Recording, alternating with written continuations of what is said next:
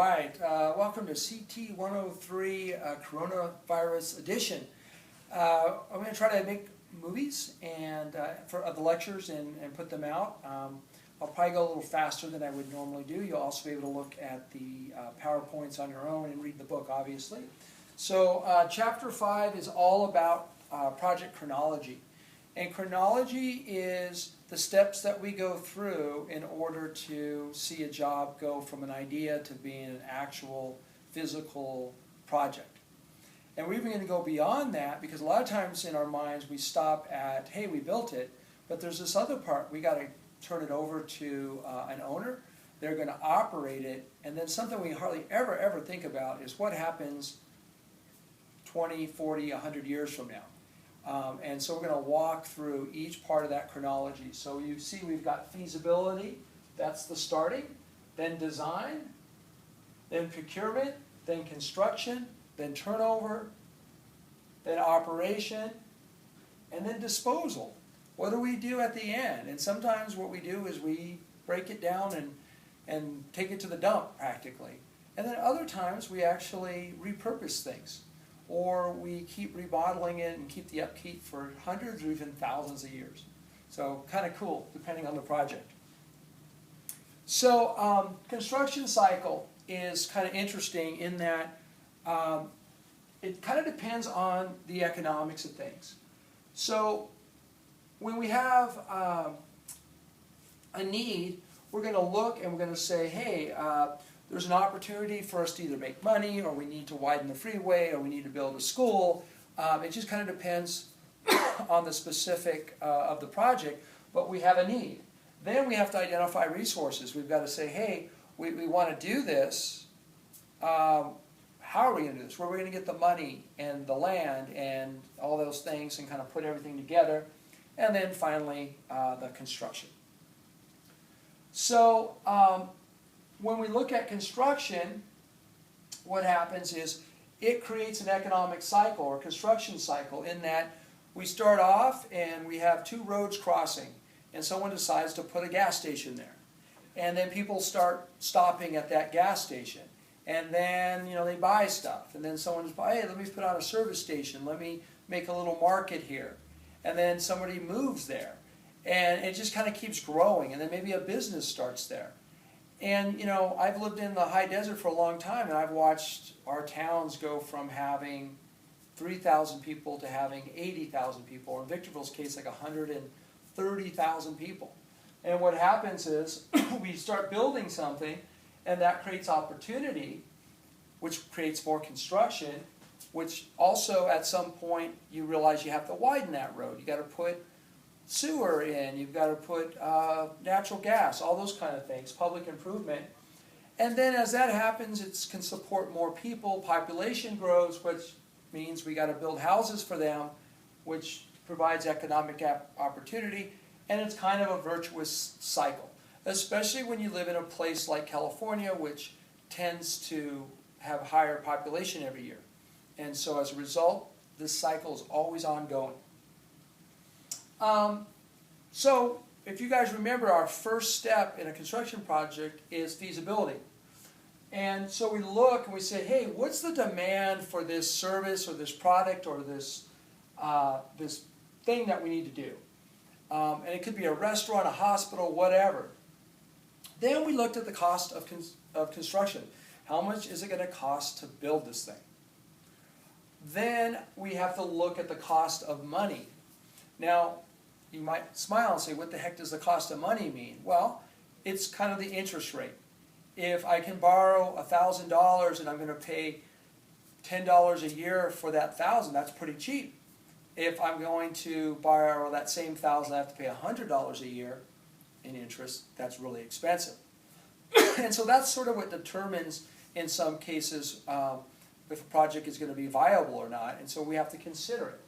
And then timing is considered. So, right now, the Fed just lowered the interest rate as low as possible, right, to 0%. That is, the government is trying to make money cheap. But what about the timing right now? It's kind of tough. So as we go through the cycle of, coming out of a recession and then there's a part where there's a lot of opportunity. That's when the boom occurs. And then there comes a time when there's less opportunity because a lot of things have been built, and then things start to slow down, and then that is, it would be bad market timing at the end of a growth period to then try to build something. And so there's a little bit of economics that are tied to construction projects. So when we look at the feasibility analysis, we look at 3 different versions of a hospital complex or a medical complex. And you can tell that that's a pretty basic medical office, isn't it? And that's a pretty fancy one, isn't it? And this one is, so-so. So the question becomes, which one are you going to do? And it kind of depends on the demand and the location. And, again, this is where that feasibility kicks in. How do these questions impact construction?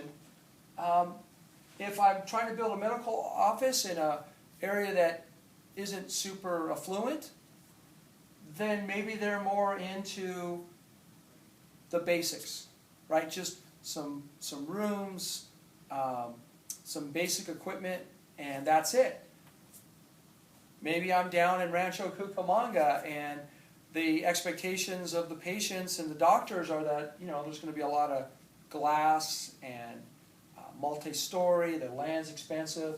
But what's going to drive this is also the amount of money that you could make off of it. In other words, when you go to a city, you're going to find things that are higher end, more expensively built, but then the prices are higher and the throughput is higher. If you go to an area that is, less economically developed, they don't have as many customers, and the customers they do have aren't going to be able to spend the money. And so we have to be able to balance those things. So when we start to look at the demand, we got to think, well, okay, based on where we're going, what the market looks like, what building or type of building should we build? How would the cost of money impact us? Well, again, as you look at these different projects, and then you start considering, how much am I going to pay in interest to borrow that money?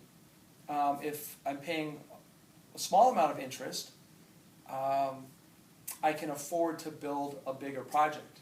On the other hand, if I'm paying a lot in interest, then that might make it where instead of building something like this, I end up building something like that. So as we're doing that feasibility analysis, we're asking ourselves, is this thing a go or not? How much demand is there? How much profit can I get? How much does it cost to build? How much is it going to cost to finance it? And then finally, is this the right time? Will it be profitable?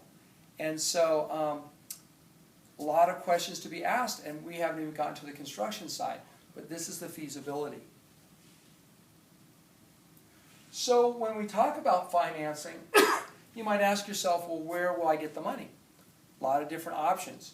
So you can self-finance in the sense that you can pay for it yourself. So a company like, say, Target, a lot of times they have a capital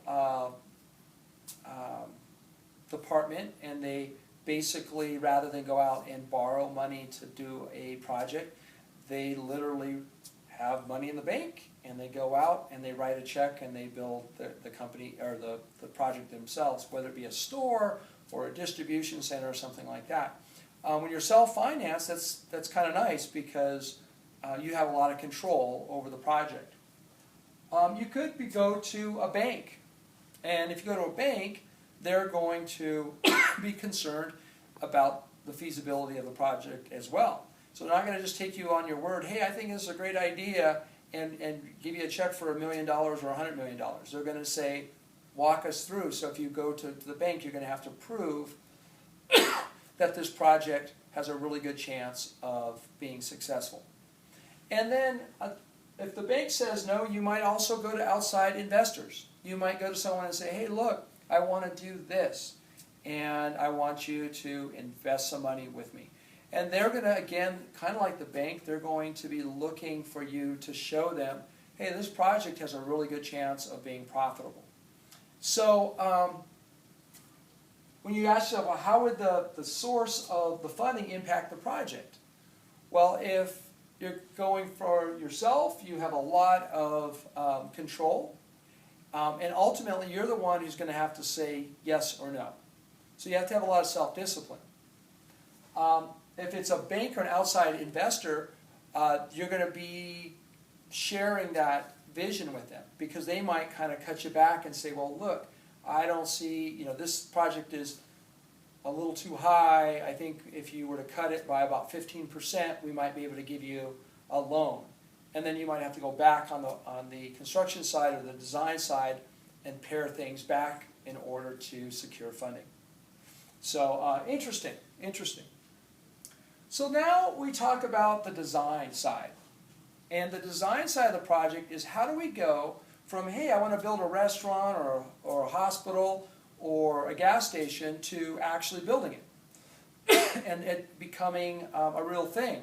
Well, that's where the design team comes in. And they have a tough problem. They have to sit there and work with the owner to find out and eventually produce the drawings that is going to get used to build the project. And so they do this thing called a program. And a program is kind of a written statement of the requirements of the building. And so what this means is you're going to sit down with the owner and you're going to talk them through, like, what are you looking for this restaurant? Is this a high-end restaurant? How many people do you want it to seat? What kind of food are you going to serve? How are you going to serve it? What kind of flooring, lighting, and those kind of things, to sort of get an idea. Because again, you think a restaurant.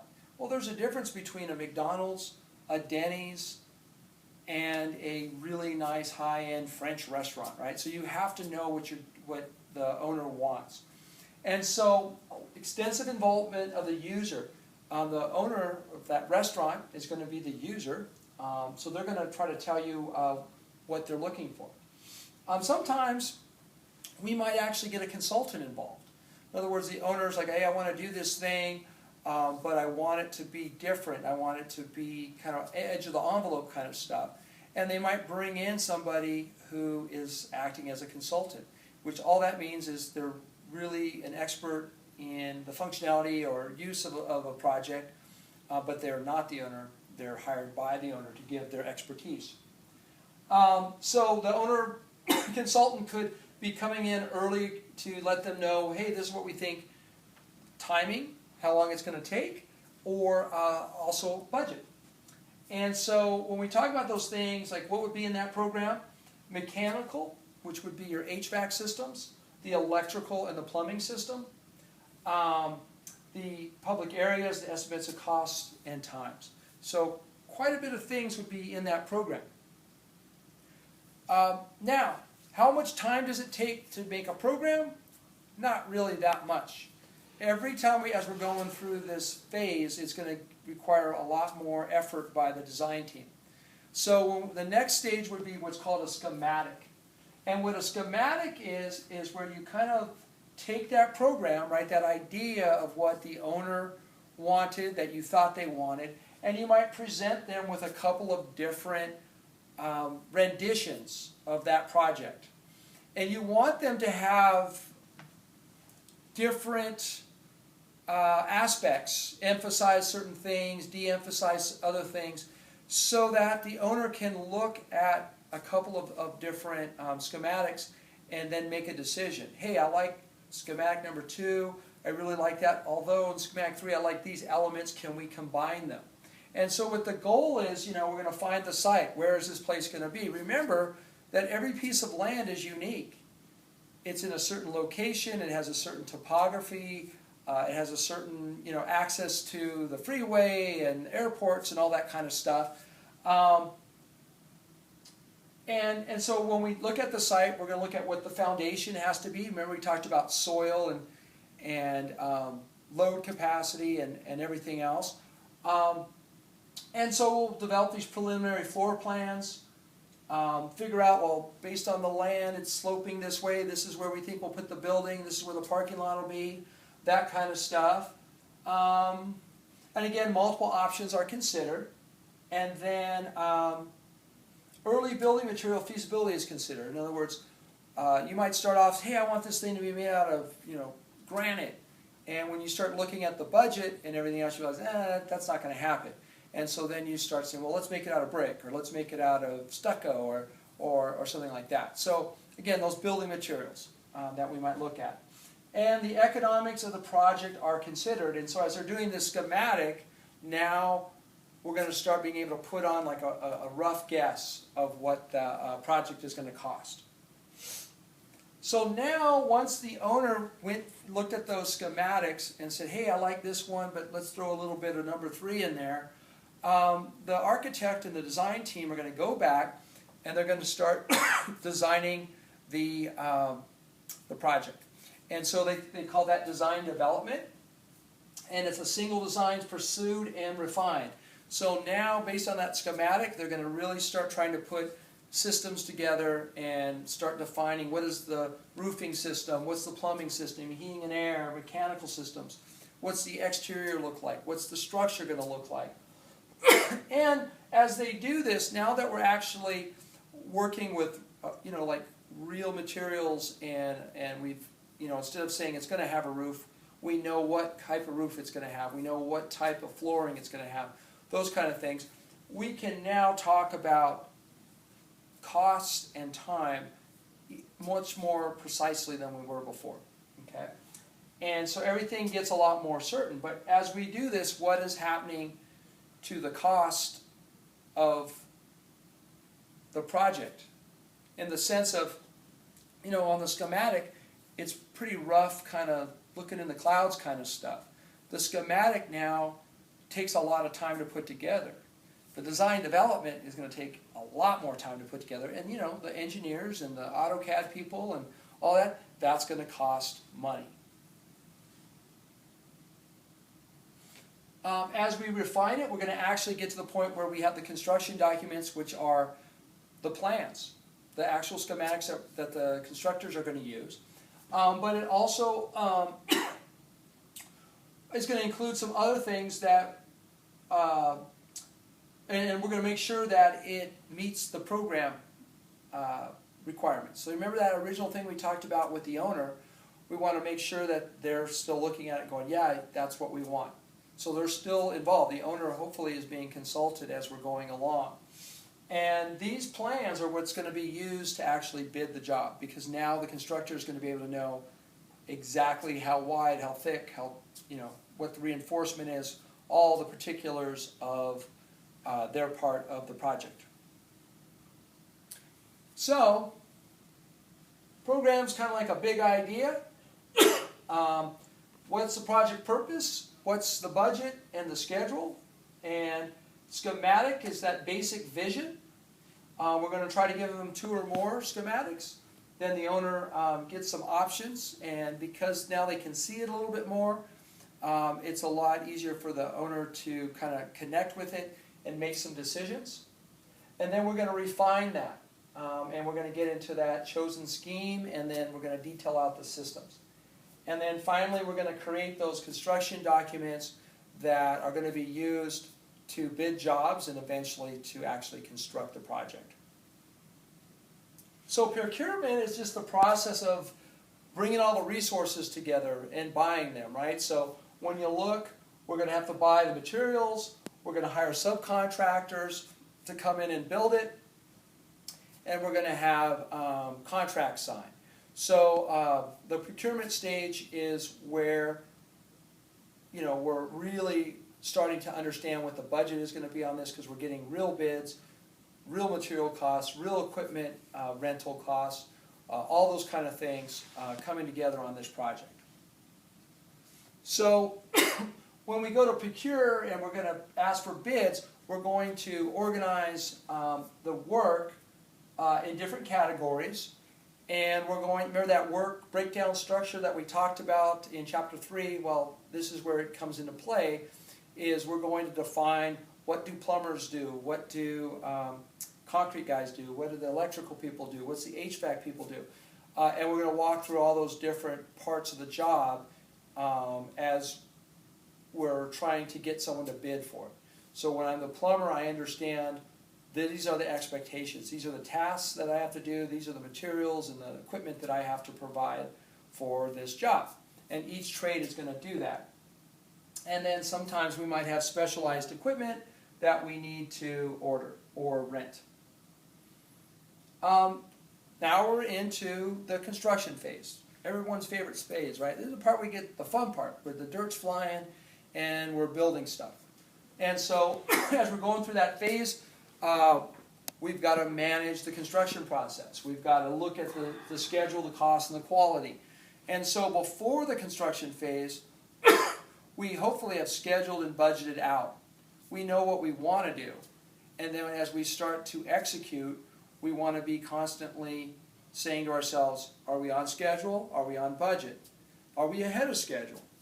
And we can adjust depending on where we are. So sometimes we might fall behind schedule because maybe there's been some rain or something got delayed, and it's like, okay, how are we going to, when it's all said and done, come in on schedule, on budget? Big thing. And of course, quality is another part of this. And so as we're building, we're going to have inspectors and we're going to have job superintendents that are going to be walking the job and making sure that we do things correctly so that when we get done, the building is sound, the project is done correctly. And then sequencing the material and the work, that's a big part of this, is getting things delivered on time, having the trades come in and work together in a way that makes sense. And so when do you paint? Do you paint before or after you put in the flooring? Probably before, right? Because what happens if you put all the nice flooring in and the painter comes in? He's going to have to put everything down to protect the flooring from the paint. Whereas if he would have come in before the flooring was in, he could have just sprayed and maybe even gotten paint on the concrete and everything else, and then the flooring comes in and you never see it and it's no big deal. So that's just one example of hundreds, is that the sequence in which we do the project is really important. And you can see the construction management process as we go through all these phases is always there. As we're going through it, we have the contract administration. So from the procurement phase, we have all these contracts to get equipment, to get supplies, to get people to do these various jobs. And what we have to do is administer it. We got to make sure people have their insurance. We got to make sure people get paid appropriately, that we're following all the rules, all those kind of things. That's contract administration. We got to account for the money. Got to stay on schedule. And then as we're doing this, there's all these record keepings that we have to do. Now, in a later chapter, we'll go through all the different record keeping. But trust me, when you're doing a job, you don't just, and then get done. No. Every day you have records as to what you're doing. You have records as to who came, what the weather was like, what was done. You're keeping tickets and from materials that you've ordered, and on it goes. There's a lot of record keeping that we have to do. So now, again, a lot of times in our minds we get done. Hey, we built it. Yeah. Well, there's another phase, and that is the turnover phase.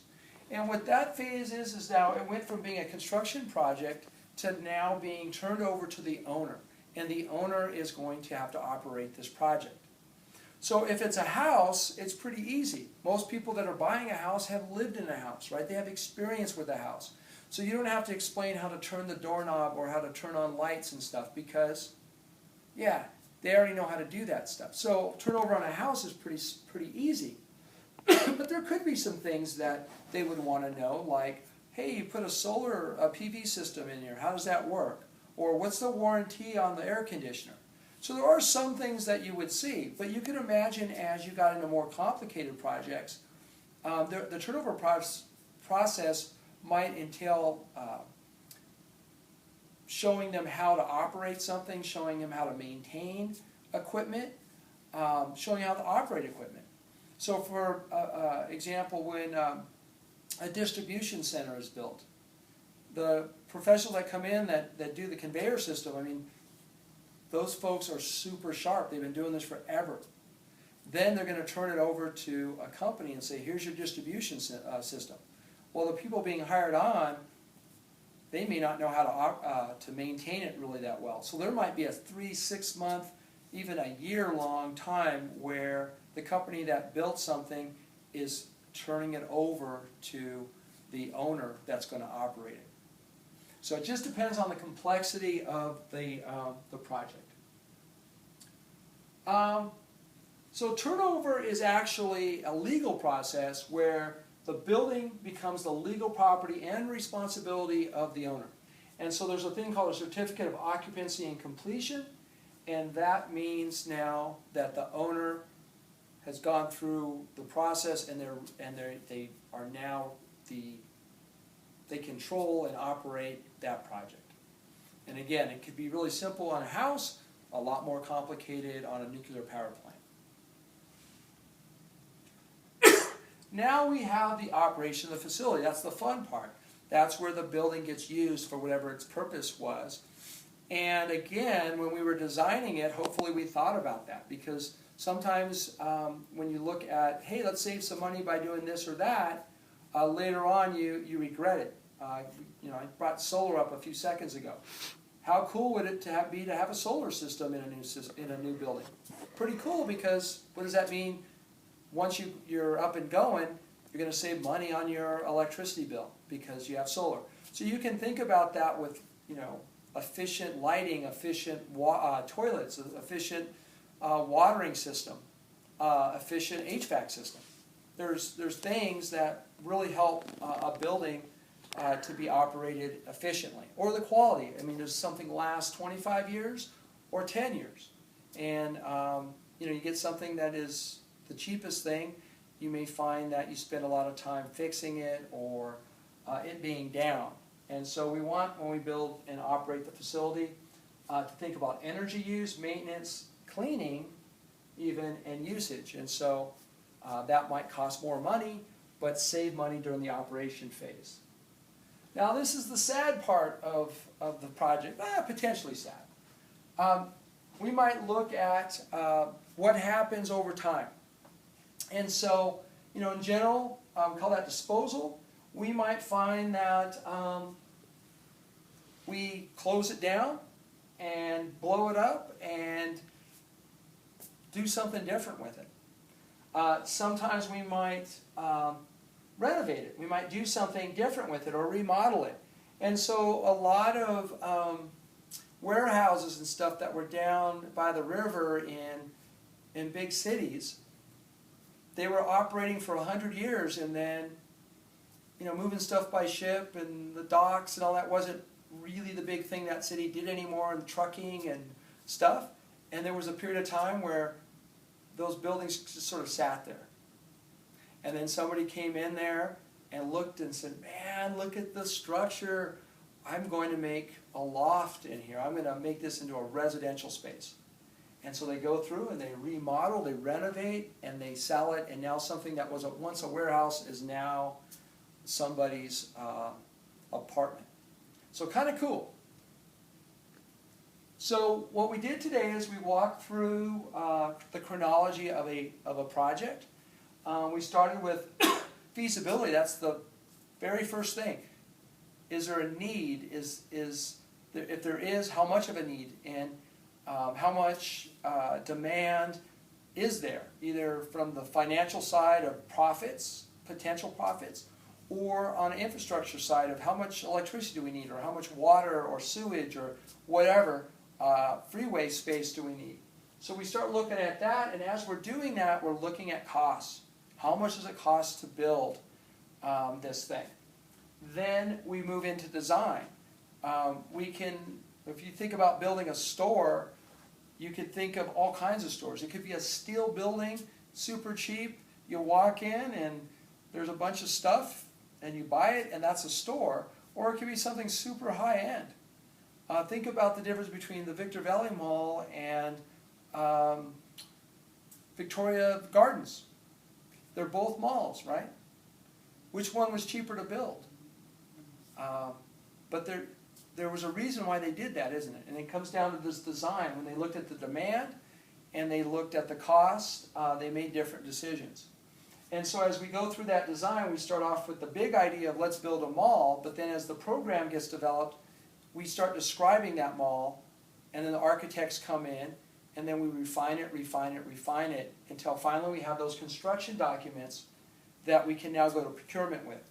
Procurement is when we sign contracts, start ordering things, and start organizing, scheduling the actual project. Then construction is sort of that building to the plans, staying on schedule, staying on budget, making sure the quality is there, so that when we do the turnover, we're spending a lot of time just kind of turning it over, explaining the project and how to operate, maintain it, and not discovering a lot of mistakes and problems. But that turnover process takes it from being a construction project to a project that's being operated. Then we're going to operate that project, and we might operate that project for 10 years or 100 years or 2,000 years. I was in Rome, and I was in the Pantheon, and that was originally a Roman temple, and it became a church, and then now it's kind of like a little bit of a church, but mostly it's a tourist attraction. And that building has been maintained pretty well for 2,000 years. So that's kind of cool. But that doesn't always happen, right? Sometimes we radically change the building, sometimes we remove the building and start with something different. And when we're thinking about disposal, we go right back to feasibility. What are we going to do with this building? We're going to jazz it up, we're going to blow it up, we're going to totally change it into something different. And if we get in that feasibility mode again, we walk right through that cycle. And so that is chapter 5. If we were in class right now, I would have you look at a spec house. And I would have you think about a speculative house as one that you're going to sell, but you don't have an owner yet. But you're going to build it first and then sell it, as opposed to having an owner identified. Think about how you go through that process. Feasibility, what would drive your thoughts on what to build? Would it matter where the land was, where the site was? Would it matter how much the interest rates were? Would it matter what the market was like and what the economy was like? Those would be things you would be thinking about. Then when you went to design it with all those things in mind, what would you be thinking about? You'd be thinking about, right, how big is it? What materials am I going to use? Am I going to have granite countertops or formica? Am I going to have tile floors, wooden floors, carpet? All those things, right? That's going to be driven a lot by your understanding of what the demand is, and also some of the budget constraints.